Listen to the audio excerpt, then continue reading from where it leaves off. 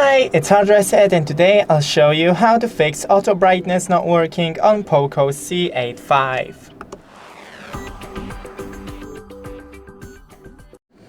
So first, scroll from the top 2 times and disable and enable auto brightness once again. Then take a microfiber and clean the front camera lens. Then, if it's still not working, then try to restart your phone to refresh the sensors. And then try to disable the auto brightness. Make the brightness full.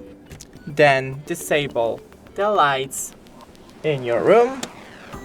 And enable auto brightness. And as you can see, it lowers down. Thanks for watching, don't forget to leave a like and see you in the next one.